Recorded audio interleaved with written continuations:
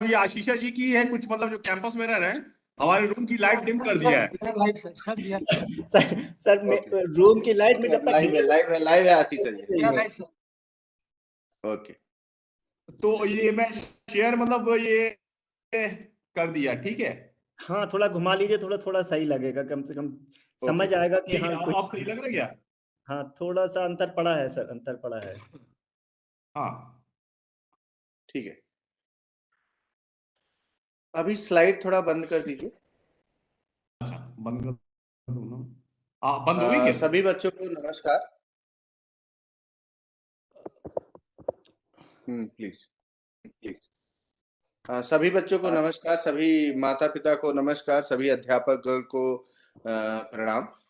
आज हम पुनः एक नए विषय पे चर्चा करने के लिए उपस्थित हुए हैं, जिसका बहुत अच्छा रोचक विषय है आज का। हम अम्ल, क्षार और लवण के बारे में चर्चा करेंगे। आप ये जानते हैं कि ये जो प्रोग्राम है, हम लोग आईआईटी इंदौर में, भारतीय प्रौद्योगिकी संस्थान इंदौर में राष्ट्रीय आविष्कार अभियान एक भारत श्रेष्ठ भारत के तहत और राज्य शिक्षा केंद्र भोपाल के मदद से कर रहे हैं हम इसको। तो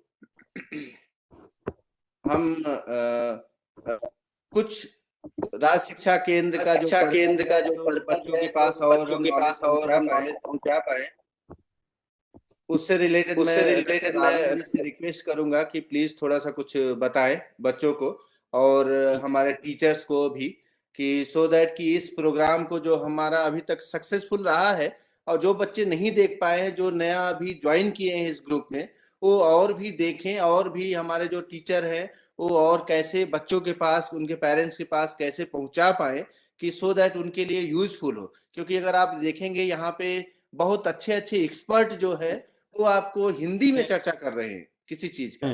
तो रावेन जी थोड़ा सा बताइए प्लीज। धन्यवाद सर।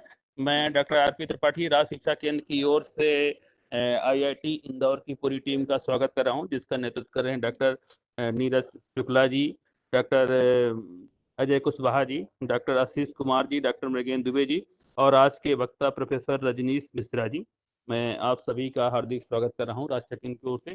साथ में मैं स्वागत कर रहा हूँ अपनी डाइट की टीम का, जो हमारे साथ नियमित इस कार्यक्रम में जुड़ती है। APC academic, BRC, BAC, CSC, शिक्षक साथी, अभिभावक एवं विद्यार्थियों का, जो उत्सुकतापूर्वक हमारे इस कार्यक्रम को देखते हैं। मैं अपने फील्ड के अधिकारियों से अनुरोध करूंगा कि इस लिंक को अधिक से अधिक बच्चों को शेयर करें, शिक्षकों को शेयर करें, उनको जोड़ें, ताकि विद्यार्थी इस कार्यक्रम को देख सकें, समझ सकें, सुन सकें। साथ में मैं ये भी अनुरोध करूंगा कि यदि कतिपय कारण से विद्यार्थी इस लिंक को नहीं देख पाते हैं अभी लाइव, तो बाद में भी ये इस लिंक हमेशा जीवित रहती है। इसको आईआईटी इंदौर के यूट्यूब चैनल पर जाके आप लोग देख सकते हैं। साथ में हमें ये बताते हुए बहुत खुशी हो रही है कि आईआईटी की जो लिंक है, इससे हम दीक्षा पोर्टल में भी दे रहे हैं और देना प्रारंभ कर दिए हैं। तो समस्त वीडियो जितने भी हैं ये दीक्षा पोर्टल में भी उपलब्ध रहेंगे।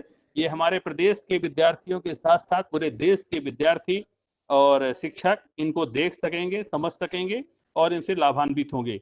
मैं इस बात के लिए पुनः आईआईटी की टीम का आभार व्यक्त करता हूं कि आपने बहुत ही रोचक, बहुत ही अच्छे कार्यक्रम बनाए हैं, जिससे हमारे विद्यार्थी, शिक्षक लाभान्वित हो रहे हैं। और अनेक जगहों से हमें प्रशंसा मिल रही है कि बहुत ही अच्छा कार्यक्रम संचालित किया जा रहा है, जो पूर्णतः विद्यार्थियों के लिए है।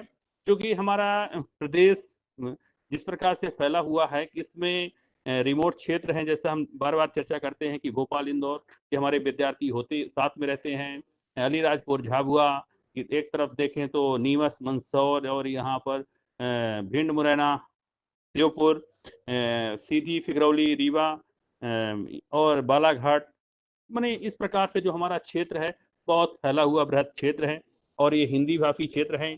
इंदौर के आईआईटी के जो हमारे एक्सपर्ट हैं, जो हमेशा इंग्लिश में काम करते हैं, लेकिन हमारे प्रदेश के विद्यार्थियों के लिए हित में ये पूर्णतः कार्यक्रम हिंदी में दिया जा रहा है। और आज के वक्ता का मैं पुनः स्वागत कर रहा हूं कि आज आप बहुत ही रोचक विषय अम्ल, क्षार और लवण लेकर आए हैं, जो नियमित रूप से हमारे इन विद्यार्थियों को की समझ इनसे विकसित होगी। ये अम्ल कैसे होते हैं, क्षार लवण इनकी पहचान कर पाएंगे, इनके बारे में जान पाएंगे, इनकी क्रिया के बारे में समझ पाएंगे। मैं आगे के कार्यक्रम के लिए रोचकता बढ़ाने के लिए डॉक्टर शुक्ला सर का अनुरोध करूंगा। धन्यवाद डॉक्टर रावेन जी। तो जैसा कि हमारा पर्पज है कि सभी के पास अच्छी से अच्छी इंफॉर्मेशन पहुंचा पाए, तो उसी श्रृंखला में आगे बढ़ते हुए आज जो हमारा टॉपिक है अम्ल, क्षार एवं लवण के बारे में है। तो आज हमारे साथ प्रोफेसर रजनीश मिश्रा जी हैं IIT इंदौर से। उनके बारे में थोड़ा सा अच्छा परिचय देने के लिए मैं डॉक्टर आशीष जी से रिक्वेस्ट करूंगा कि उनका परिचय दें। परिचय देने का हमारा मकसद है कि आप जानें कि डॉक्टर प्रोफेसर रजनीश मिश्रा जी आज यहाँ पे कैसे पहुंचे। एक गांव से स्टार्ट होते होते आज एक मतलब एक इंडिया के अच्छे रेप्यूटेड इंस्टीट्यूट में पहुंचे हुए हैं। तो कैसे पहुंचा, कैसे इन्होंने मतलब ये यात्रा किया, स्टार्ट किया, तो इसके बारे में डॉक्टर आशीष जी बताएंगे। Doctor Ashish ji please. नमस्कार बच्चों, तो हम आपका स्वागत करते हैं विज्ञान पर चर्चा के 39वें अधिवेशन में। और आज का जो टॉपिक है अपना वो है अम्ल, क्षार और लवण। इनके बारे में ये कई मतलब 6, 7, 8 में ये प्रारंभिक विषय रहता है विज्ञान की किताबों में, परंतु इसके बारे में जब हम सुनेंगे एक्सपर्ट्स से तब आपको और अच्छा लगेगा। तो आज के हमारे एक्सपर्ट्स हैं प्रोफेसर रजनीश मिश्रा। आपकी प्रारंभिक शिक्षा तो उत्तर प्रदेश से हुई, उसके बाद में आपने MSc गोरखपुर विश्वविद्यालय से करी। इसके बाद में भारतीय प्रौद्योगिकी संस्थान कानपुर IIT कानपुर से आपने अपनी PhD की डिग्री ली। इसके बाद में आपने पोस्ट डॉक के लिए यूनिवर्सिटी ऑफ क्योटो जापान में 2008 से 9 में रहे, और इसके बाद Georgia Tech University Atlanta USA में 2007 और 2008 के मतलब इससे पहले आपने एक साल बिताया। इसके बाद में आपने 2009 में यहाँ पे असिस्टेंट प्रोफेसर के रूप में IIT इंदौर में ज्वाइनिंग ली। इसके बाद में एसोसिएट 2013 में, और 2017 में आपको फुल प्रोफेसरशिप दी गई। आपका research specially organic synthesis of pi conjugated materials, organometallic chemistry, और भी बहुत सारे टॉपिक हैं जिन पे करते हैं, उसके बारे में ज़्यादा प्रकाश सर डाल सकेंगे। इसके अलावा आपने बहुत रिसर्च पेपर्स लिखे हैं, बहुत सारी फंडिंग्स मिली हैं आपको अपने शोध कार्यों के लिए। इन सब के अलावा आपने इंस्टीट्यूट में IIT से इंदौर में ये राजभाषा हिंदी समिति के संयोजक के रूप में भी अपनी योग्यताएं अपनी सेवाएं दी हैं। आपके बारे में और जानने के लिए सबसे नीचे जो ये लिंक दी गई है इसमें आप क्लिक करके इनके बारे में और जान सकते हैं। तो मैं अभी आपके और हमारे वक्ता के बीच में ज़्यादा समय ना लेते हुए स्वागत करता हूं प्रोफेसर रजनीश मिश्रा जी का। Sir please. धन्यवाद आशीष जी। नीरज जी, वो आपसे आज्ञा चाहता हूं कि हम शुरुआत कर सकते हैं इसकी क्या? जी जी जी। हाँ, तो देखिए ये स्लाइड दिख रही है? आप शेयर करिए। आशीष जी आप I think stop sharing close करिए, शेयर स्टॉप करिए। अच्छा ठीक है।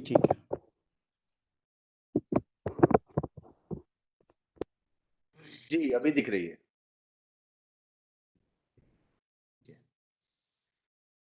यूज में पॉइंटर।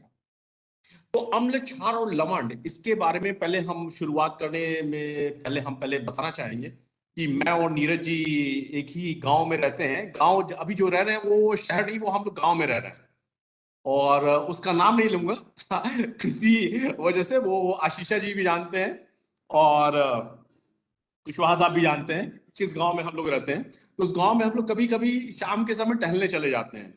तो टहलने एक बार गए तो नीरज जी से बात हुई कि किसी कोई मित्र है, उनको खाने पीने में प्रॉब्लम हुई तो एसिडिटी हो गई। तो उसी एसिडिटी से इसका सृजन हुआ कि हम जाने क्यों एसिडिटी होती है, क्या एसिड होते हैं, क्या बेस होते हैं, क्या सॉल्ट होते हैं, क्या लवण होते हैं, इस पर चर्चा की जाए। तो नीरज जी ने जैसे बताया चर्चा करना, पढ़ना तो दूसरी चीज हो गई। ये पढ़ेंगे हम सभी लोग जानते हैं, पढ़े हैं, इसके बारे में सभी को नॉलेज है, लेकिन जो चर्चा करेंगे उससे ज्ञान ज्यादा बढ़ेगा। तो सबसे पहले ये मैं आपको बता दूं, ये एनसीईआरटी की क्लास 7th की किताब है, 7वीं कक्षा की, उसके रिलेटेड है, लेकिन चर्चा का कोई सिलेबस नहीं है। चर्चा कहीं से भी कभी भी कुछ भी कर सकते हैं। तो हम देखिए लिखे हैं अम्ल, क्षार और लवण। तो अम्ल क्षार अब किसी से भी पूछिए तो वो उसको अम्ल को एसिड ही बोलेगा, क्षार को बेस बोलेगा और लवण को सॉल्ट बोलने में ज्यादा कंफर्टेबल, आसानी, सहानुभूति उसकी होगी, हमारी भी रहेगी, आप सबकी रहेगी अगर कोई अगर ये बोले तो हम भी यही बोलेंगे। इसमें से हिंदी और इंग्लिश बाइलिंगुअल यूज करेंगे। और मैंने इसमें सबसे लास्ट में छोटा सा लिख दिया है एवरीवेयर, क्योंकि अम्ल, क्षार और लवण हर जगह मिलेंगे। आप साथ में खाने में मिलेंगे, फूड में, घरों में मिलेंगे। ये घरों में जो पेंटिंग हुई है, आप बता रहे थे कि लाइट कम आ रही है, इसका भी यूज है अम्ल, क्षार और लवण से रिलेटेड, और हमारे शरीर में, हमारे अंदर भी मिलेंगे। तो इस पे हम चर्चा करेंगे और हमारा साथ देंगे आशीषा जी, नीरज जी और कुशवाहा जी डेफिनेटली, और बाकी जो छात्र और त्रिपाठी जी हैं वो भी मेरा साथ देंगे, मेरी ये उम्मीद है। तो हम सबसे पहले बताते हैं कि कोई पदार्थ हम कैसे जानेंगे कि क्या स्वाद है। सबसे पहले नींबू का रस, संतरे का रस, ये सभी लोग पिया हुआ है, सभी छात्र पिए हैं। और अभी मौसम चेंज हो रहा है, अभी लोग अवॉइड कर रहे होंगे पीने के लिए, लेकिन ये सभी लोग ने पिया है। सिरका दाल चावल के साथ सभी लोग खाते हैं, नीरज जी ने भी खाया होगा अच्छी तरीके से, और पाचन में सहायक भी होता है। दही, दही भी सभी लोग खाते हैं, चाहे पूर्व, पश्चिम, उत्तर, दक्षिण कहीं के भी हो, दही भोजन का अभिन्न अंग होता है। साथ में इमली, इमली की चटनी बनाई जाती है, ये सभी लोग जानते हैं। तो ये सब चीजें क्या होते हैं, क्या टेस्ट आता है, इन सभी का जो स्वाद होता है वो खट्टा होता है। तो जो खट्टे तरह के स्वाद वाले खाने होते हैं उनको हम एसिड कह सकते हैं। शक्कर, ये भी एसिडिक होता है। नमक, ये क्या होता है, साल्ट होता है। आंवला, ये भी एसिड होता है। खाने का सोडा, ये बेस होता है। अंगूर भी एसिडिक होता है। कच्चे आम की केरी, ये एसिड होती है। खीरा बेस होता है। तो आप देखेंगे कि कैसे हम डिस्टिंग्विश करें कि कोई भी चीज का क्या स्वाद होता है और वो एसिडिक होगा कि नहीं। तो एक जैसे ये कार्टून यहाँ पे राइट हैंड साइड में ऊपर दिखाया गया है, क्या मैं सभी पदार्थों का स्वाद ज्ञात करने के लिए उन्हें चख सकता हूं? नहीं, कतई नहीं है। आपको कोई भी चीज, नई पदार्थ है, आप नहीं चखिए, क्योंकि आपको नहीं पता है उसके क्या हानि हो सकते हैं, क्या मिला है, क्या नहीं मिला है। तो ये चेतावनी हमेशा याद रखिए कि अज्ञात पदार्थों को चखना नहीं चाहिए, हमें हानि पहुंचा सकते हैं। तो जो पदार्थ जैसे नींबू का रस हुआ, आंवला हुआ, कैंडी हुआ, ये सब हम जान रहे हैं तो हम इसको चख सकते हैं। और हमारा एक्सपीरियंस है कि हम बिना बताए ही इसको चखे बता दें कि हाँ ये पदार्थ कौन सा है और कैसा स्वाद होगा। तो हम देखेंगे इनमें से कुछ पदार्थों का स्वाद खट्टा है, जैसे ये हम यहाँ पे लिस्ट बनाए हैं। कुछ का कड़वा है, कुछ का मीठा है और कुछ का नमकीन है। तो एसिड जो होते हैं वो खट्टे होते हैं मोस्टली। तो हम पहले एसिड पे चर्चा कर रहे हैं, तो एसिड पे हम बात करेंगे। अब मैं स्लाइड बदलता हूं। दही, नींबू का रस, संतरे का रस, सिरके का स्वाद खट्टा होता है। इन पदार्थों का स्वाद खट्टा इसलिए होता है क्योंकि इसमें एसिड होती है। ऐसे पदार्थों की रासायनिक प्रकृति, जो नेचर होता है, वो कहते हैं एसिडिक इन नेचर होता है। एसिड शब्द की उत्पत्ति लैटिन शब्द एक्सपियर से हुई है, जिसका अर्थ होता है खट्टा। अब आप देखिए, विज्ञान में 90 से ज्यादा प्रतिशत चीजें जो टर्म्स आए हैं, जैसे एसिड ही टर्म हुआ, बेस हुआ, ये सब टर्म आए हैं, ये सब लैटिन भाषा से आए हैं। क्योंकि जब तक विज्ञान का अन्वेषण हो रहा था तो लैटिन जगत में ज्यादा हुआ इन्वेषण, तो उन्होंने ही ये सब टर्म्स रख दिए, एसिड क्या है, बेस क्या है, इस वजह से। तो अब आप सभी लोग को ये नाम ये याद रहेगा, एसिड शब्द की उत्पत्ति लैटिन एसियर से हुई है, जिसका अर्थ होता है खट्टा। तो खट्टा के वजह से ही इनको एसिड कहते हैं। इन पदार्थों में पाए जाने वाले अम्ल प्राकृतिक अम्ल होते हैं, जो कि कहते हैं नेचुरल एसिड। और हमारे शरीर में जो एसिड पाई जाती है वो भी एसिडिक होती है। जैसे हमारी जो सलवा है, जो मुंह है, उसमें भी स्लाइट एसिडिक होती है, इसकी pH 7 होती है।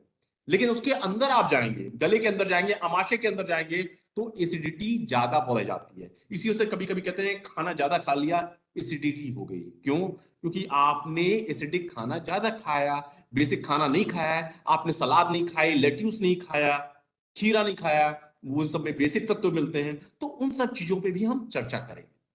तो सामान्यतः ऐसे पदार्थ जिनका स्वाद कड़वा होता है और जो स्पर्श करने पे साबुन जैसे लगते हैं, उनको बेस कहते हैं या क्षारक कहते हैं। और इन पदार्थों की प्रकृति क्षारकी कहलाती है।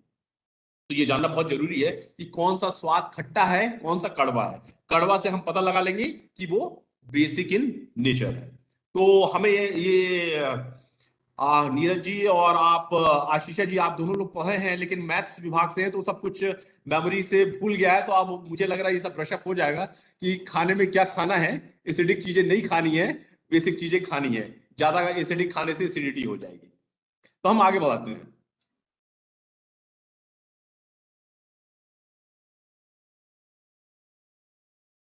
अब देखिए, कोई पदार्थ अम्लीय अथवा क्षारकी है, इसका परीक्षण करने के लिए विशेष पदार्थ का उपयोग किया जाता है जिसे सूचक कहते हैं। सूचक को इंग्लिश में इंडिकेटर कहते हैं।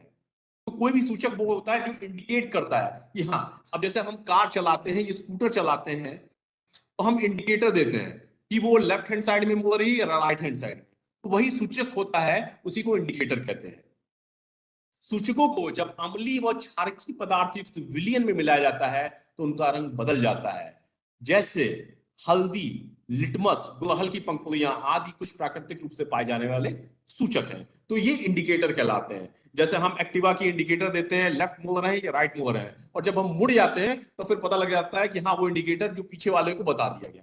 तो इसी तरीके से अम्लीय या क्षारकीय है, हम कैसे बताएंगे? तो इसके लिए हम इंडिकेटर यूज करते हैं। तो कुछ नेचुरल इंडिकेटर हैं, कुछ आर्टिफिशियल इंडिकेटर हैं, जिनको हिंदी में सूचक कहते हैं। हम उस पर भी चर्चा करेंगे। तो हम आगे बढ़ते हैं। फिलहाल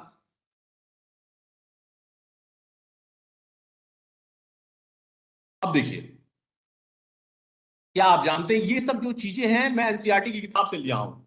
ये सिरका, इसमें एसिटिक एसिड पाया जाता है। तो ये एसिटिक एसिड क्या होता है? वीक एसिड है, स्ट्रॉन्ग एसिड नहीं है। अभी हम इसमें आएंगे क्या स्ट्रॉन्ग एसिड होते हैं, क्या वीक एसिड होते हैं। फॉर्मिक एसिड, ये चींटी का डंक जब चींटी काट लेती है तो ये फॉर्मिक एसिड उस पर चला जाता है। साइट्रिक एसिड, ये नींबू कुल के जो सिट्रस फल होते हैं, संतरा, नींबू, मौसमी, इन सब में साइट्रिक एसिड पाया जाता है। दही में और दूध में भी लैक्टिक एसिड पाया जाता है। ऑक्जेलिक एसिड पालक में पाया जाता है।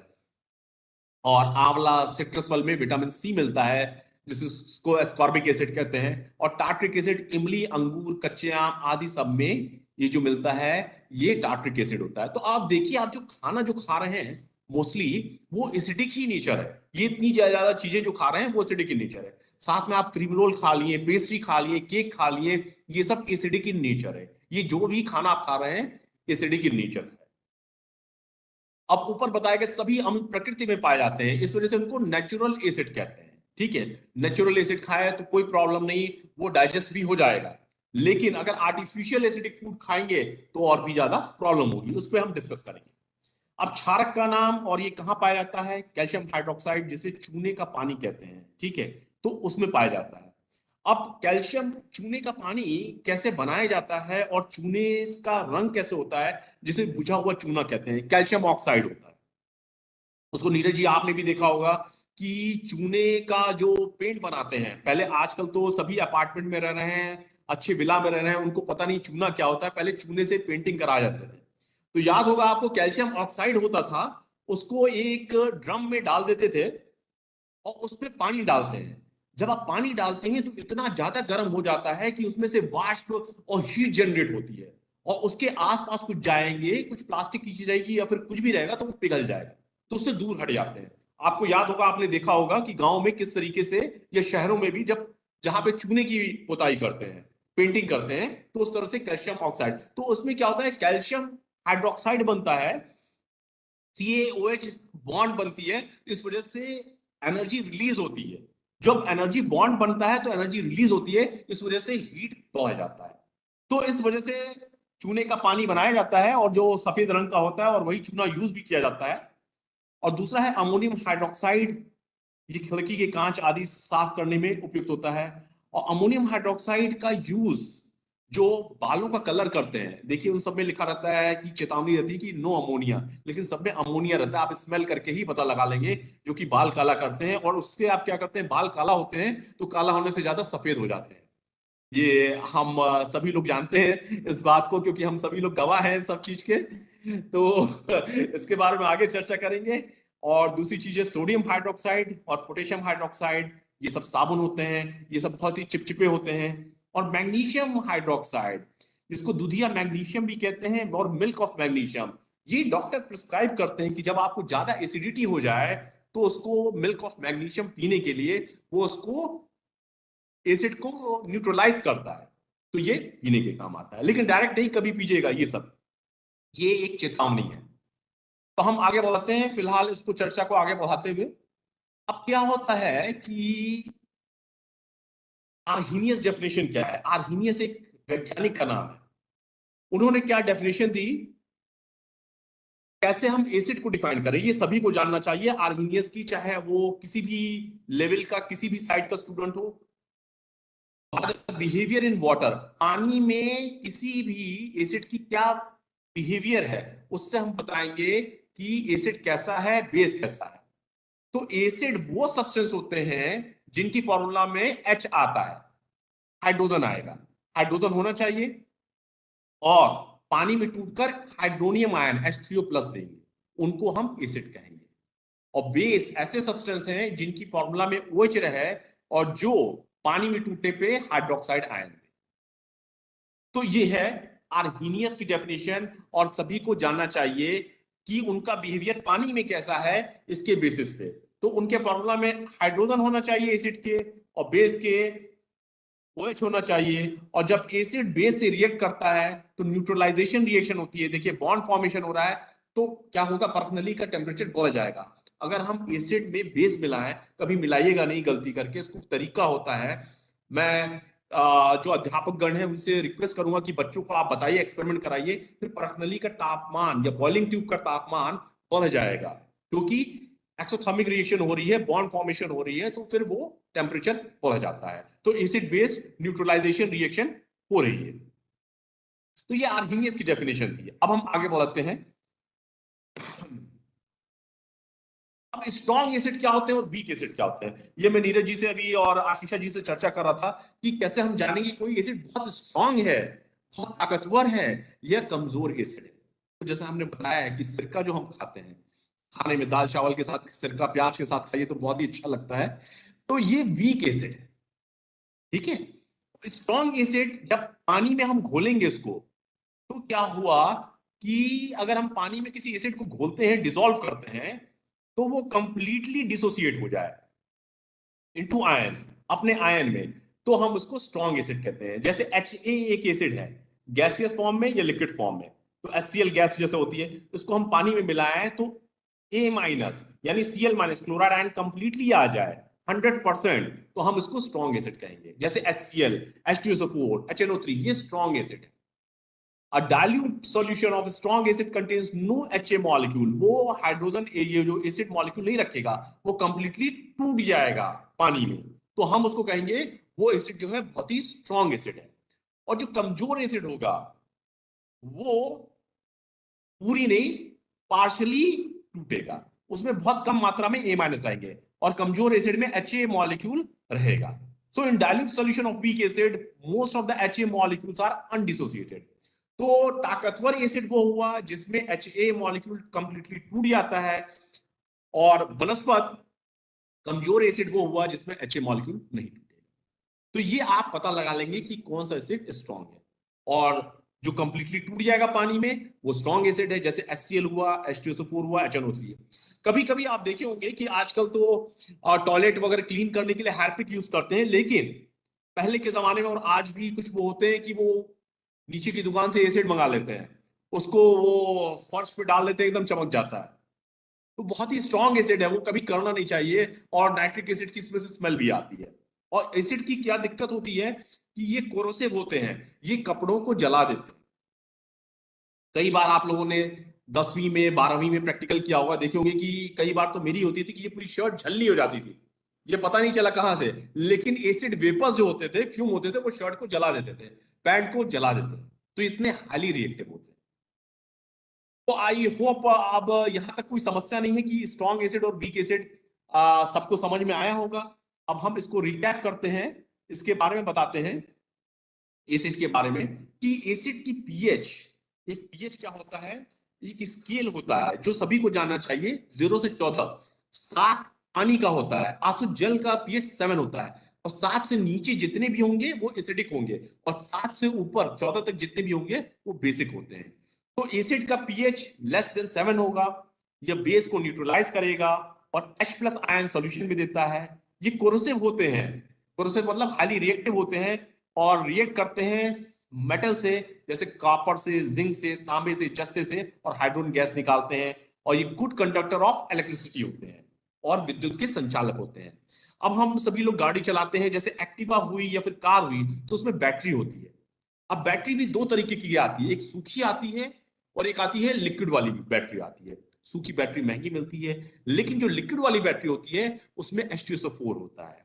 तो कभी कभी देखिए क्या होता है कि उसकी कंसंट्रेशन सही नहीं होती है, तो उसमें कहते हैं कि वो जा करके आप इलेक्ट्रिशियन के पास डिस्चार्ज हो जाती है, तो उसको चार्ज कराते हैं, तो उसमें इलेक्ट्रिशियन उसमें देखता है कि वो एसिड की कंसंट्रेशन क्या है, सही नहीं होती है, तो उसको उसमें चेंज करता है। तो एसिड की ये यूज है। अब एग्जांपल HCl क्या पाया जाता है? पेट में पाया जाता है, उसको स्टमक एसिड भी बोलते हैं। ये आपके आमाशय में पाया जाता है और ये पाचन में सहायता करता है। HCl, H2SO4 कार की बैटरीज में पाया जाता है, जैसा मैंने भी कुछ देर पहले बताया। नाइट्रिक एसिड एक्सप्लोजिव में यूज होता है, बॉम्ब बनाने में। एसिटिक एसिड सिरके में होता है, कार्बोनिक एसिड सोडा में पाया जाता है, और फास्फोरिक एसिड जो सबसे खतरनाक एसिड होती है, ये किसमें पाई जाती है? खतरनाक एसिड इस वजह से क्योंकि ये आपके दांतों को प्रॉब्लम क्रिएट करती है, क्योंकि एसिडिक स्ट्रेंथ इसकी अच्छी होती है, ये आपके दांतों को हार्म पहुंचाई जाएगी, जो कि आप कोला में पीते हैं। हम किसी कोला का नाम नहीं ले रहे हैं, हम बता दिए कि ये कोला में पाई जाती है, अदरवाइज कोई कंपनी मुझ पे केस कर सकती है कि आप उनके ब्रांड को वो कह रहे हैं। तो आप, मैं समझता हूं कि आप सभी लोग अंडरस्टैंड करेंगे कि फास्फोरिक एसिड की क्या दिक्कतें हैं और वो क्यों अवॉइड करना चाहिए। अब हम आगे फिर से बढ़ते हैं।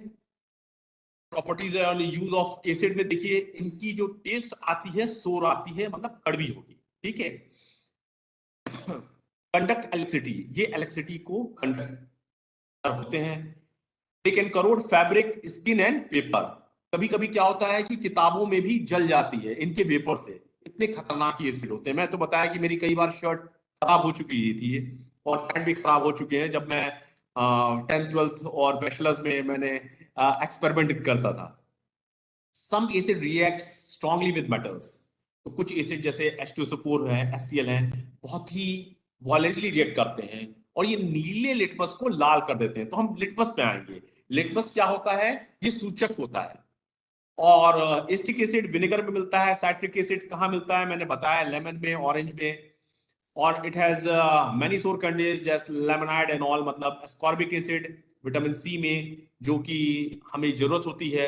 Sulphuric acid is used in production of fertiliser, steel, paints, plastic और कार की बैटरी में।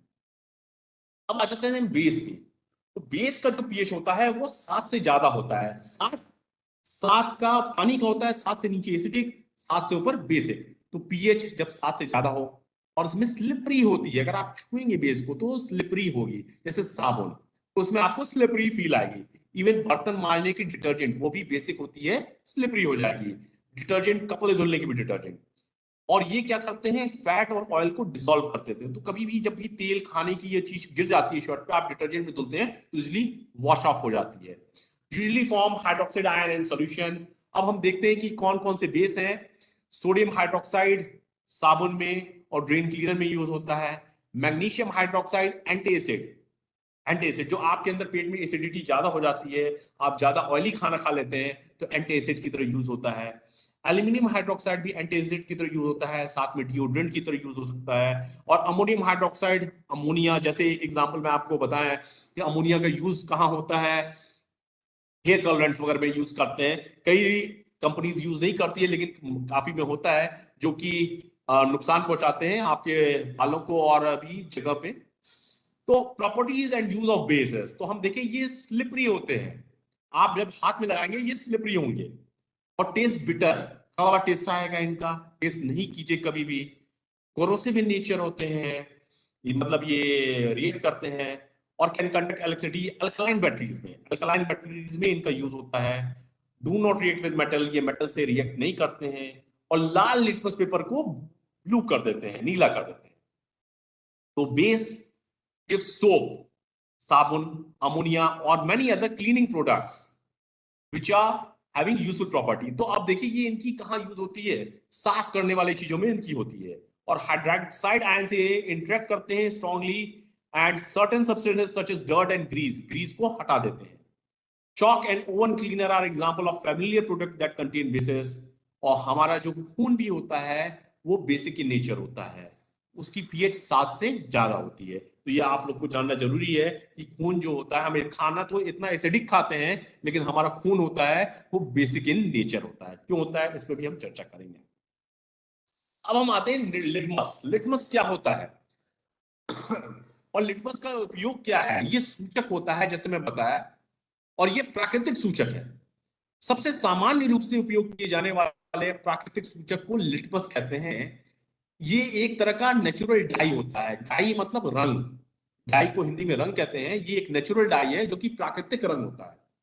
इसे लाइकेन दैट इज शैवाल से निष्कासित किया जाता है, एक्सट्रैक्ट किया जाता है। कैसे, इस पे भी हम आएंगे। और ये आप सभी लोग देखे हैं और मैं श्योर हूं कि नीरज जी भी जानते होंगे इसको बहुत अच्छी तरीके से, जो कि अभी इन सब चीजों से दूर हैं, मैथ्स की दुनिया में अभी बहुत ज्यादा खोए हुए हैं। आशीषा जी, आप सभी लोग इसको जानेंगे। अभी अगला चित्र मैं दिखाऊंगा। तो जल में इसका रंग वॉयलेट होता है। वॉयलेट कलर आप सभी लोग जानेंगे, इसको हिंदी में बोले नील शोम। तो ये अगर हम नील शो नहीं बोले तो सभी लोग नहीं जान पाएंगे, लेकिन अगर वॉयलेट बोले तो सभी लोग जानेंगे कि इसकी कलर वॉयलेट होती है। और जब इसे अम्लीय विलयन में मिलाते हैं तो ये लाल हो जाता है, जब क्षारकीय विलयन में मिलाते हैं तो ये नीला हो जाता है। ये विलयन के रूप में अथवा कागज की पट्टियों के रूप में उपलब्ध होता है, जिन्हें लिटमस पत्र कहते हैं। सामान्यतः ये लाल या नीले लिटमस पत्र के रूप में उपलब्ध होता है। तो अब हम आगे आते हैं, पढ़ते हैं। अब ये देखिए, ये चित्र आप लोगों ने देखा होगा कई जगह।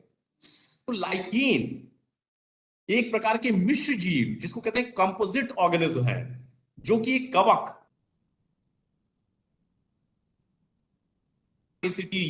तथा शैवाल जिसको साइनोबैक्टीरिया। शैवाल आपने देखा होगा, जलकुंभी वगैरह देखा होगा, पानी में जो गंदगी होती है, हरे हरे आते हैं, उनको शैवाल बोलते हैं। उनके साथ कवक भी उगते हैं। तो ये दोनों कंपोजाइट ऑर्गेनिज्म होते हैं कि एक या दो जाति के सहचर्य के परिणाम स्वरूप बनते हैं, और इन्हीं को लाइकेन बोलते हैं। ठीक है, और इन्हीं से ही हम ये सूचक प्राप्त करते हैं। कोई क्वेश्चन है क्या, प्रश्न है क्या नीरज जी? नहीं। हाँ, तो ये आई थिंक ये समझ में आ रहा है सबको, आप लोग एंजॉय करोगे। ये सब देखे होंगे कि ये पहाड़ों पे और पुराने जो वृक्ष होते हैं उस पे इस तरह के शैवाल और कवक वो जम जाते हैं, साइनोबैक्टीरिया जिनको कहते हैं, और इनसे हम सूचक तैयार करते हैं। तो ये तो ठीक है, ये आप समझ में आ रहा है आप सब लोग को। हम आगे इसको आगे बढ़ाते हैं। इन्हीं से हम लिटमस पेपर तैयार करते हैं। तो usually litmus paper is either red colour और blue colour. Red paper turns blue when pH is alkaline. तो जब पीएच अल्कलाइन होता है यानी बेसिक 7 से ज्यादा होता है, while blue paper turns red when pH turns to be acidic। जब 7 से नीचे होगा तो लाल लिटमस ये नीला हो जाएगा अगर पीएच अल्कलाइन है, 7 से ज्यादा पीएच है, और 7 से कम है तो नीला लिटमस लाल हो जाता है। अब प्लास्टिक के किसी प्याले या कटोरी में या पतनली में नींबू का रस लेकर उसमें थोड़ा पानी डालिए और ड्रॉपर की सहायता से विलयन की एक बूंद लाल लिटमस पत्र पर डालिए, तो आप देखेंगे लाल लिटमस क्या हो जाएगा, नीला हो जाएगा, क्योंकि वो एसिडिक हो गया। ऐसे विलयन जो लाल अथवा नीले लिटमस पत्र के रंग को परिवर्तित नहीं करते हैं उनको न्यूट्रल सॉल्यूशन कहते हैं, उदासीन विलयन। ऐसे पदार्थ न तो अम्लीय होते हैं न क्षारकीय होते हैं। तो ये सभी आप सभी लोग समझ रहे होंगे। अब हम अच्छी एग्जाम्पल देते हैं। उसका एग्जाम्पल लेंगे जैसे हल्दी। हल्दी सभी लोग जानते हैं, हल्दी के उपयोग बहुत ज्यादा है। और नेक्स्ट स्लाइड पे जाते हैं। हल्दी को अंग्रेजी में हम बोलते हैं टर्मरिक। तो ये देखें, ये बहुत ही खूबसूरत रंग है ये टर्मरिक का। ये सभी घरों में मिलता है और ऐसा कोई भी इंसान नहीं होगा हम लोगों के बीच जो हल्दी का उपयोग नहीं किया हुआ। हम दाल खाते हैं तो हल्दी होती है, घर में छोटे बच्चे होते हैं, अगर चोट लग जाती है या हम ही लोग कहीं गिर जाते हैं तो सभी की माएं क्या कहती हैं कि हल्दी का दूध पिला दो बच्चे को तो तुरंत तबीयत ठीक हो जाएगी। खांसी सर्दी ज्यादा बढ़ गई तो हल्दी का दूध पिला दीजिए, ठीक हो जाएंगे। कहीं चोट लग गई तो हल्दी लगा दीजिए। साथ में इसमें एंटी फंगल और एंटी बैक्टीरियल प्रॉपर्टी होती है। तो मान लीजिए कोई फंगस इन्फेक्शन भी हो गया है हाथ में, उंगली में, तो आप हल्दी में उंगली डाल दीजिए तो वो भी ठीक हो जाती है। तो this is also use as a natural indicator. तो ये भी प्राकृतिक सूचकांक के रूप में इसको हम यूज कर सकते हैं। लेकिन इसकी खास बात यह है कि ये बेसिक इंडिकेटर यूज होता है, एसिडिक इंडिकेटर नहीं यूज होता है इसका। यानी जब पीएच 7 से ज्यादा होगा तब ये अपना रंग बदलेगा, पीएच 7 से कम है तो रंग नहीं बदलेगा। अब हम आपको एग्जांपल बताते हैं कि जब आपकी शर्ट पे हल्दी गिर गई है, ठीक है, अब अगर आप उसको कहीं खाना खाते हैं और आप उसको साबुन लगाते हैं वहां पे, तो वो नीला रंग येलो कलर रेड कलर में चेंज हो जाता है। तो ये उसकी इंडिकेटर की है बात। तो हम उसको आप देखते हैं, बताते हैं, और हम आप सबको बताएंगे भी कि कैसे कार्ड बना सकते हैं जो कि आपकी पुस्तक में है, कैसे आप बर्थडे ग्रीटिंग्स दे सकते हैं नीरज जी को जो कि इतना अच्छा काम कर रहे हैं, कॉन्ग्रेचुलेट कर सकते हैं, और इसी की ही नेचुरल कार्ड आप कैसे बनाएंगे, तो हम उसको देखेंगे। देखिए, हम सबसे पहले देखते हैं इसका प्रभाव, देखेंगे हल्दी के विलयन पे प्रभाव। अब नींबू का रस, क्योंकि ये बेसिक इंडिकेटर होता है, तो नींबू के रस का कोई प्रभाव नहीं पड़ेगा, कोई चेंज नहीं होगा हल्दी का कलर। संतरे का रस कोई फर्क नहीं, सिरका नहीं पड़ेगा। दूध या मैग्नीशियम डालेंगे लाल रंग हो जाएगा। खाने का सोडा बेसिक है, लाल रंग हो जाएगा। चूने का पानी लाल रंग हो जाएगा। शक्कर से कोई प्रभाव नहीं पड़ेगा। नमक से अगेन कोई प्रभाव नहीं पड़ेगा। अब देखिए, ये कार्टून कैरेक्टर जो है आपकी पुस्तक में ये बोल रहा है, देखिए ही इज सो स्मार्ट। अब मैं समझ गया हूं कि मेरी सफेद कमीज पर पड़ा हल्दी का दाग साबुन से धोने पर लाल क्यों हो जाता है। ऐसा इसलिए होता है क्योंकि साबुन का विलयन क्षारकीय होता है। तो ये बेसिक इंडिकेटर है। अब हम आपको बताते हैं कि कैसे आप नीरज जी को कार्ड बना करके भेजेंगे। आशीषा जी को भी भेज सकते हैं, आशीषा जी भी हैं, बहुत ही अच्छे होस्ट हैं। तो आपको क्या लिखना है कि व्हाइट कलर का पेपर लेना है, ठीक है, सफेद पेपर लीजिए। A4 साइड का पेपर होता है, देखिए जैसे एक ये A4 साइड का पेपर है, वो ले लीजिए।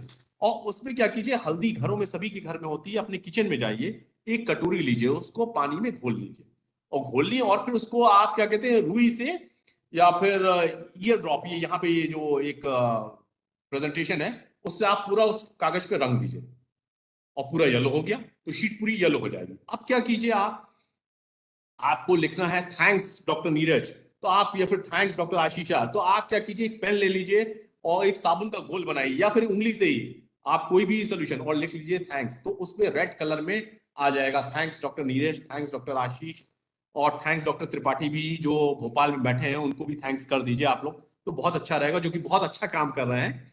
तो इस तरह से ये ग्रीटिंग तैयार हो जाएगी, और IIT इंदौर के एड्रेस पे पोस्ट कर दीजिएगा। मैं नरेश जी के घर का एड्रेस नहीं बताता हूँ, और आशीषा जी के भी घर का एड्रेस नहीं बताता हूँ, और उसमें बहुत अच्छा कार्ड तैयार हो जाएगा, और ये बहुत ही नेचुरल तरीके से होगा। और ये देखिए, ये कौन सी रिएक्शन हो रही है, एसिड बेस रिएक्शन हो रही है। अब हम बताते हैं, जब नीले को हम ये येलो कलर था, इसमें रेड कलर हो गया जब हम बेस डाले।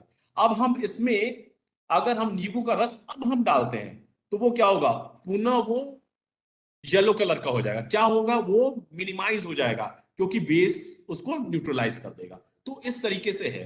तो हम आप पता लगा सकते हैं कि कौन सा बेसिक इंडिकेटर है, कौन सा एसिडिक इंडिकेटर है, और कैसे हम इसको देख सकते हैं।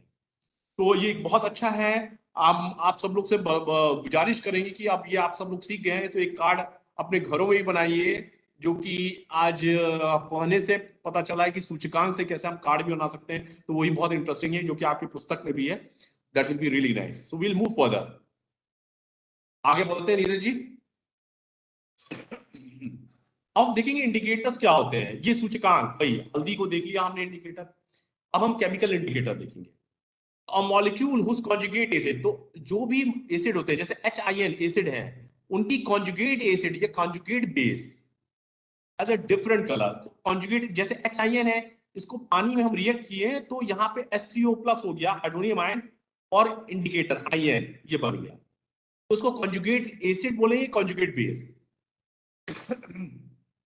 तो ये कॉन्जुगेट एसिड होते हैं, और conjugate base has a different colour and used to mark a certain pH level.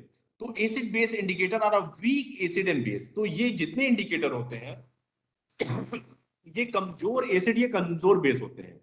तो the molecule form a different colour than the ionic form. तो आयनिक फॉर्म में कलर चेंज होता है, तो इसी वजह से इनकी इंडिकेटर वैल्यू होती है। हम एग्जांपल देंगे आपको आर्टिफिशियल इंडिकेटर की, जो कि कहते हैं फेनोल्फथलीन इंडिकेटर। तो हम आप सभी लोग ने प्रयोगशाला में किया होगा काम। इफ नॉट देन मतलब मैं डिस्कस करूंगा कैसे फेनोल्फथलीन इंडिकेटर बनाएंगे और कैसे कलर होता है। ठीक है, तो हम देखते हैं फेनोल्फथलीन इंडिकेटर कैसे आएंगे।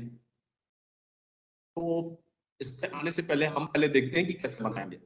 ये देखिए, ये एक डाई एसिड, ये एनहाइड्राइड है और इसको फिनॉल है, इससे रिएक्शन कर देंगे तो ये फेनोल्फथलीन इंडिकेटर बन जाएगा।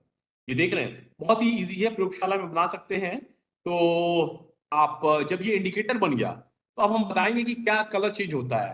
अब देखिए, जब pH 4 से 7 है तो ये कलरलेस होता है। जब pH 8 से 10 होगा तो ये पिंक कलर होगा। ये बेसिक इन नेचर। तो बेसिक नेचर में क्या होता है, ये एसिड बेस इंडिकेटर होता है। हाँ, अब ये देखिए, ये एसिडिक जब pH है तो इसमें ये कोई कलर चेंज नहीं है। जब बेसिक है तो pH ये कंपाउंड फॉर्म होता है और ये इसका पिंक कलर है। तो phenolphthalein is a common use as indicator in acid base titration. तो एसिड बेस हम पता लगाने के लिए हम इंडिकेटर को देख सकते हैं। तो ये है एग्जांपल। अब हम जानेंगे एंटी एसिड। बहुत एसिडिटी का देख लिए, एसिड्स हो गए। अब जब खाना हम ज्यादा खा लेंगे तो एसिड कैसे होगा। तो स्टमक सेल सीक्रेट्स HCl। तो जो आमाशय होती है उसमें से पाचन के लिए एसिड का स्राव होता है और इसकी कंसंट्रेशन होती है 0.15 molar HCl to digest the food, खाना को पचाने के लिए। और generation of too much acid results in heart burn. तो ज्यादा एसिड होगा तो क्या होती है, हमारे चेस्ट में पेन होता है। हम लोग ये क्या होता है, चेस्ट पकड़ लेते हैं कई बार, क्योंकि ज्यादा पकौड़े खा लिए, ज्यादा तली भुनी चीज खा लिए, तो फिर क्या होता है, फिर आदमी क्या करता है कि फॉस्फोरिक एसिड वाली चीज ढूंढता है। कई बार नीरज जी हमारे साथ रहे हैं तो फॉस्फोरिक एसिड वाली चीज ढूंढने हैं कैसे मिलेगी फॉस्फोरिक एसिड, ताकि उसको एसिडिटी को कम किया जा सके। हाँ, तो इसके लिए generation of too much acid results in heart burn. और एंटी एसिड क्या होता है, वो न्यूट्रलाइज करता है एक्सेस HCl को। तो एक्सेस HCl को हमें न्यूट्रलाइज करना है, तो इसके लिए एंटी एसिड की डॉक्टर प्रिस्क्राइब करता है। और हम लोग क्या करते हैं, ज्यादातर हम लोग फॉस्फोरिक एसिड खोजते हैं, वो और ज्यादा एसिड उसमें बढ़ावा देता है, वो सही नहीं है। आगे बढ़ते हैं हम। अब देखिए, ये HCl है। अब देखिए, आप कहेंगे कि घर में ये सोडियम हाइड्रोक्साइड है, आपके पास डिटर्जेंट है, वो कर ले तो उसको न्यूट्रलाइज कर लेगा। नहीं नहीं, कतई नहीं कीजिए। It's not effective at all. Antacid is formulated to reduce acidity while avoiding physiological side effect. और आप साबुन पी लेंगे तो आपको बहुत सी दिक्कतें हो जाएंगी, आप हॉस्पिटल में बीमार हो जाएंगे।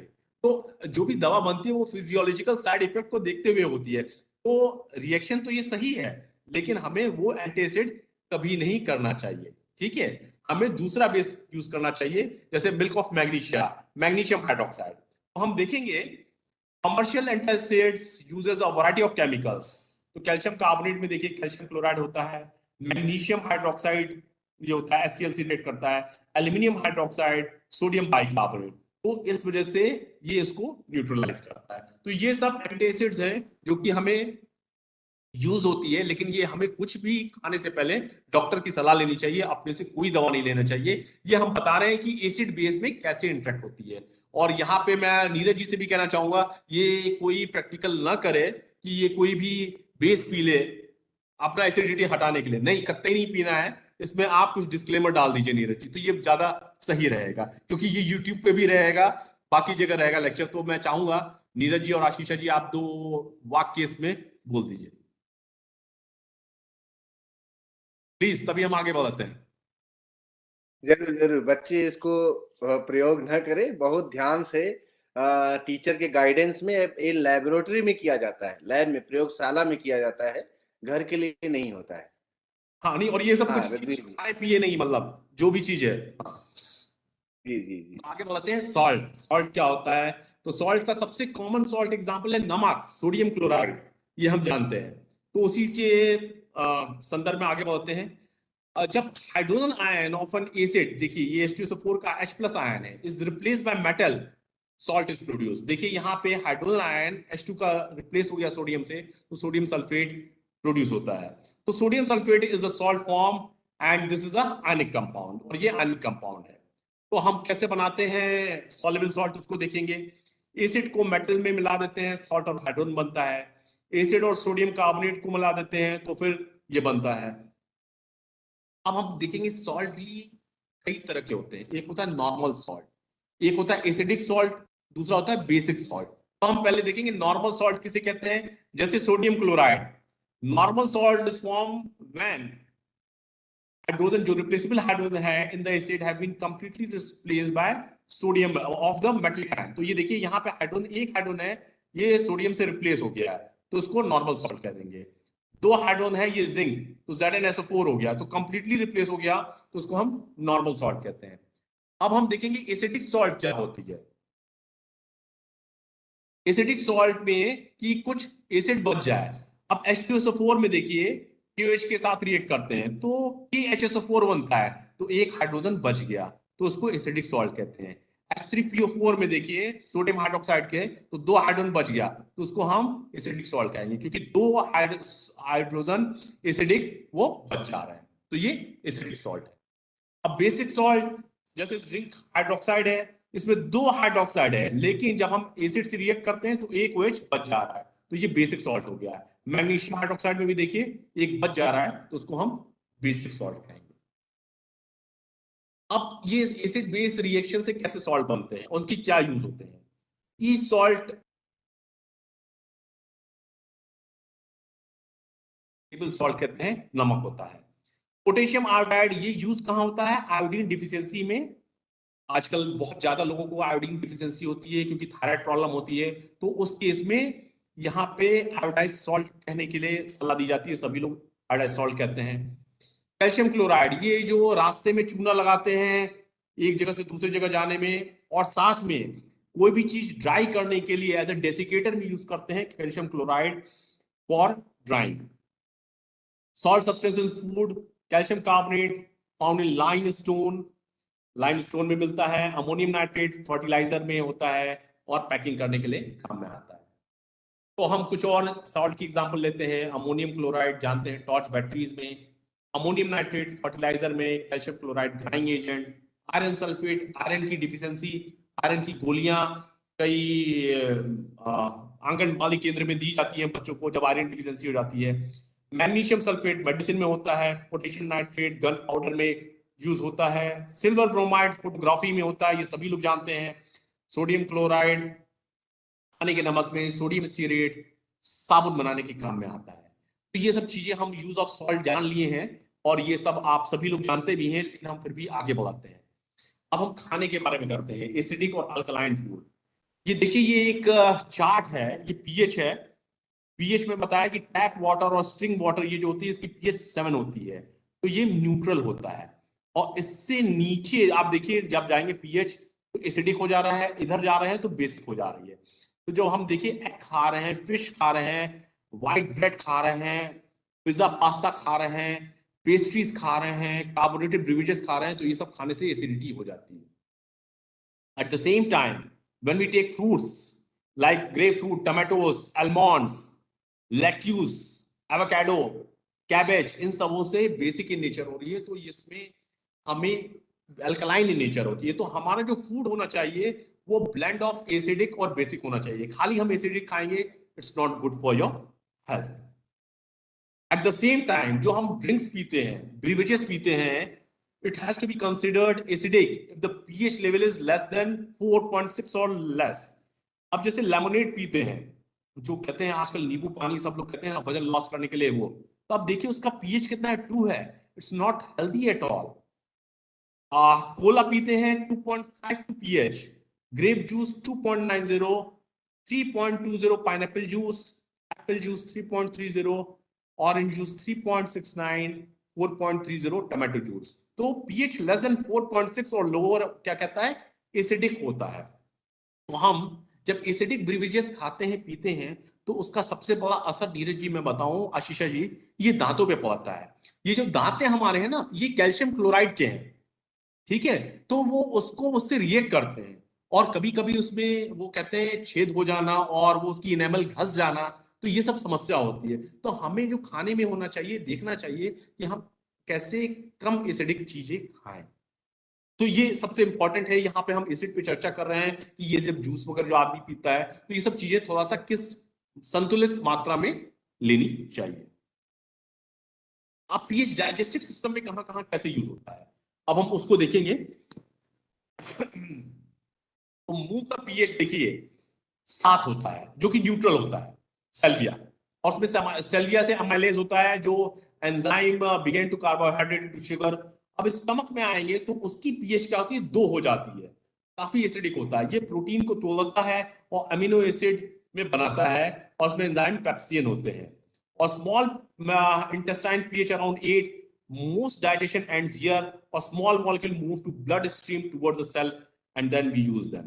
तो ये है डाइजेस्टिव सिस्टम में एसिड्स के बारे में चर्चा और यूज। और अब हम दिखा देते हैं आपको ये पिक्चर, ये मुंह का पीएच 7 है, और ये स्मॉल इंटेस्टाइन एसिडिक की नेचर होती है। यहाँ पे जो स्राव होता है एसिड का, कैसे बचाते हैं। तो समय की ओर हम बढ़ रहे हैं, अब हम इसको पॉज लेना चाहेंगे और हम इस पर चर्चा करना चाहेंगे, इसको क्या दिक्कत हुई, क्या समझ में आया और उसका क्या यूज हुआ, और निष्कर्ष का हम आने से पहले एसिड रेन का भी हम कर देते हैं चर्चा। एसिड रेन अब क्या होती है, हमारी लॉट ऑफ इंडस्ट्रीज हैं, वहां पे क्या कहते हैं, नाइट्रिक एसिड होती है, सल्फर डाइऑक्साइड होती है, तो ये वाष्प के रूप में आती है, फिर ये वाटर से रिएक्ट करती है, तो ये H2SO4 HNO3 ये सब एसिड बनते हैं, और ये एसिड रेन होती है। तो एसिड रेन से काफी खराब प्रभाव पड़ती है मृदा पे और बाकी बिल्डिंग्स पे और इन्वायरमेंट पे, हेल्थ पे। अब एग्जांपल बताते हैं, अगर एसिड रेन हो जाएगा तो ताजमहल पे क्या इफेक्ट पड़ेगा। देखिए ताजमहल कैल्शियम कार्बोनेट की बनी होती है, तो उसकी परत घिसेगी और उसका रंग चेंज होगा। ये आप सब उन लोगों ने किताबों में पढ़ा होगा। तो ये भी एक बड़ी समस्या है, आपकी बिल्डिंग्स पे गिर रहा है, और आपकी जो मृदा है जो कृषि योग्य है उसको भी एसिडिक या बेसिक ये बनाते हैं, डिपेंडिंग ऑन कौन सी वो हो रही है। ठीक है, मृदा उपचार हम बताते हैं कि कैसे उस मृदा का उपचार करेंगे। रासायनिक उर्वरकों का अत्यधिक उपयोग मृदा को अम्लीय बना देता है। जैसे हम बहुत सी उर्वरक डालते हैं, यदि मृदा मिट्टी अम्लीय अथवा अधिक क्षारकी हो तो पादपों की वृद्धि अच्छी नहीं होती है। जब मृदा अत्यधिक अम्लीय होता है तो उसे बिना बुझा हुआ चूना कैल्शियम ऑक्साइड अथवा बुझा हुआ चूना कैल्शियम हाइड्रोक्साइड जैसे क्षारकों से उपचारित किया जाता है। यदि मृदा क्षारकी हो तो उसमें जैव पदार्थ मिलाए जाते हैं। जैव पदार्थ कंपोस्ट खाद मृदा में अम्ल निर्मुक्त करते हैं, जो उसकी क्षारकीय प्रकृति को उदासीन कर देते हैं। तो ये तरीका है। और अब हम सोचते हैं निष्कर्ष पे पहुंचे, क्योंकि काफी टाइम हो गया है, एसिडिटी काफी लोगों में हो गई होगी, क्योंकि अभी ये चाय का समय है कि ज्यादा आप खाएंगे नहीं तो जो आपके इंटेस्टाइन से है एसिड, उसकी कंसंट्रेशन, उसकी pH 2 है, वो निकालने लगेगी, और ये सही नहीं होगा। कारखानों के अपशिष्ट के बारे में भी चर्चा कर ही लेते हैं, अभी 1 मिनट बचा है। अनेक कारखानों के अपशिष्ट कचरे में अम्लीय पदार्थ मिश्रित होते हैं। यदि ऐसे अपशिष्ट को सीधे ही जलाशयों व नदियों में बहने दिया जाए तो मछली तथा अन्य जलीय जीवों का अम्ल नष्ट कर सकते हैं। अतः कारखाने के अपशिष्ट को जलाशयों व नदियों में विसर्जन करने से पहले क्षारकीय पदार्थ मिलाकर उदासीन किया जाता है। So rapid change in pH can kill fish and other organisms in lakes and streams. Soil pH is affected and can kill plants and create sinkholes. So in this context, I would like to discuss to Neeraj ji as well as आशीषा जी, आप लोग को पता है कि नहीं कि हम लोग भी केमिस्ट्री में बहुत से सॉल्वेंट यूज करते हैं।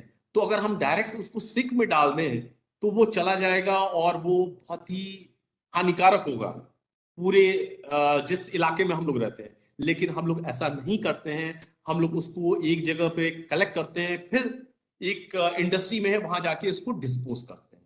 तो ये एक बहुत तरीका है। ये मैं एग्जांपल इस वजह से दिया ताकि बाकी लोगों में भी अवेयरनेस आया कि किस तरीके से एसिडिक चीजें, बेसिक चीजें या फिर केमिकल वाली चीजें कहां पे इसको डिस्पोज करें। तो अब हम निष्कर्ष हम कहेंगे कि ये निष्कर्ष सब कुछ हो गया, निष्कर्ष आप ही निकालिए और हमसे चर्चा कीजिए। धन्यवाद नीरज जी, आशीषा जी, त्रिपाठी जी और कुशवाहा जी अगर प्रेजेंट हैं, और बाकी जो लोग प्रेजेंट हैं, और मैं आभारी हूंगा अगर मैं आपके प्रश्नों का उत्तर दे सकूं। धन्यवाद। बहुत बहुत धन्यवाद प्रोफेसर रजनीश जी, आपने बहुत अच्छी चीजें बताई। आजकल जो व्यवहारिक है हो क्या रहा है कि कोरोना काल में हमारे बच्चे भी घर में ही रह रहे हैं, हम लोग भी घर में ही रह रहे हैं, तो बैठे बैठे भी एसिडिटी हो जाती है। बिल्कुल तो बिल्कुल बिल्कुल तो होता क्या है, कभी नींबू पी लिया, कभी कुछ इधर उधर पी लिया या दवा खा लिया। आजकल दवा का थोड़ा ज्यादा प्रचलन हो गया है। पहले गांव में होता था कि जो घरेलू उपचार होता था उसको हम ज्यादा करने की कोशिश करते थे, लेकिन ये कोरोना काल में ऐसा हो गया है कि घरेलू उपचार में थोड़ा कम जा रहे हैं, हम ज्यादातर दवा पे डिपेंडेंट होते चले जा रहे हैं। बिल्कुल तो बिल्कुल। ये कुछ मामले में अच्छा नहीं है, लेकिन ऐसा समय है, अब क्या कर सकते हैं। लेकिन बहुत अच्छा लगा, आपने बहुत अच्छी अच्छी बातें बताई, जो आज का समय है उसके हिसाब से किया। तो मैं डॉक्टर रावेन जी से हाँ हाँ, धन्यवाद सर। प्लीज। आज निश्चित ही आज का डॉक्टर रजनीश मिश्रा जी का व्याख्यान बहुत ही रोचक रहा। जैसा आपने कहा कि नींबू पुदीने का दिन बताया सर ने, निश्चित ही बहुत सारी ऐसी चीजें हैं कि जिससे हमारे शिक्षक आज लाभान्वित हुए हैं, विद्यार्थी लाभान्वित हुए हैं, जो जानकारी दी गई है। मैं आज के व्याख्यान के लिए पुनः एक बार डॉक्टर प्रोफेसर रजनीश मिश्रा जी का आभार व्यक्त करता हूं। साथ में आभार व्यक्त करता हूं डॉक्टर नीरज शुक्ला जी का, कि जो अपने खजाने से ऐसी मोतियों को सेलेक्ट करके हमारे प्रदेश के विद्यार्थियों के सामने लेकर आते हैं। तो आपका, डॉक्टर अजय कुशवाहा जी का, डॉक्टर मृगेन दुबे जी का, डॉक्टर आशीष कुमार जी का। साथ में मैं आभार व्यक्त करता हूं अपने डाइट की फैकल्टी का, जो हमारे इस कार्यक्रम में जुड़ रहे हैं। BRC, BSc, APC academic, diet faculty, CSC, शिक्षक और विद्यार्थियों तथा अभिभावकों का, जो इस कार्यक्रम से हमारे जुड़ करके लाभान्वित होते हैं। मैं अपने फील्ड के अधिकारियों से पुनः एक बार अनुरोध करूंगा कि आप निश्चित ही इन कार्यक्रमों में जुड़ रहे हैं, लेकिन इनका प्रचार प्रसार करिए, ताकि अधिक से अधिक विद्यार्थी छात्र इन कार्यक्रमों से लाभान्वित हों और वो सीख सके। मैं पुनः आप लोगों को कह रहा हूं कि ये सब कार्यक्रम हम आपको यूट्यूब चैनल, आईआईटी के यूट्यूब चैनल पर उपलब्ध, साथ में दीक्षा पोर्टल पर भी ये कार्यक्रम उपलब्ध हैं, वहां से भी विद्यार्थियों को दिखाए जाएं। मैं समस्त पूरी टीम का आभार व्यक्त कर रहा हूं, जो डायरेक्ट और इनडायरेक्ट रूप से हमारे इस कार्यक्रम को सपोर्ट कर रहे हैं। धन्यवाद सर। धन्यवाद डॉक्टर रावेन जी। इसी के साथ धन्यवाद करता हूँ टीम का, डॉक्टर आशीष, डॉक्टर मृगेन जी, डॉक्टर कुशवाहा जी, जिनका कंटिन्यूअस सपोर्ट मिल रहा है इसको ऑर्गेनाइज करने के लिए। और उसके साथ मुझे टेक्निकल सपोर्ट दे रहे हैं कि प्रवीण, और जो और स्टाफ या पोस्टर वगैरह के लिए है तो नीरज हमें सपोर्ट कर रहे हैं। और उसके साथ जो कंटिन्यूअस सपोर्ट मिल रहा है, हमारा डिस्कशन होता रहता है डॉक्टर रावेन जी से, जिसके थ्रू हम लोग ये प्रोग्राम, एक अच्छी टीम हमारी बन गई है और उसके वजह से हम एक अच्छा सा प्रोग्राम करने की कोशिश कर रहे हैं और हर बार और भी अच्छा लाने की कोशिश करते हैं। जैसे इस बार हमारे साथ डॉक्टर प्रोफेसर रजनीश जी जुड़े और अच्छी अच्छी चीजें बताई हमें, तो मैं बहुत बहुत धन्यवाद करता हूँ, पुनः बहुत बहुत धन्यवाद करता हूँ प्रोफेसर रजनीश जी का कि हमारे आग्रह पे आए और अच्छी अच्छी बातें बताई बच्चों को। मेरा निवेदन है बच्चों से कि कृपया आप लोग इसको देखें, और लोग अगर आप नहीं देख पा रहे हैं तो बाद में देखिए और उसको दोबारा भी देखिए, तो आपको चीजें हो सकता है कभी कोई धीरे समझ में आती है तो आपको और समझ में आएगा, और उसके साथ अगर थोड़ा सा किताब खोल के पढ़ेंगे तो थोड़ा सा और भी अच्छा लगेगा।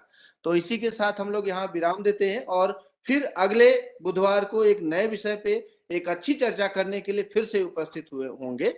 जय हिंद।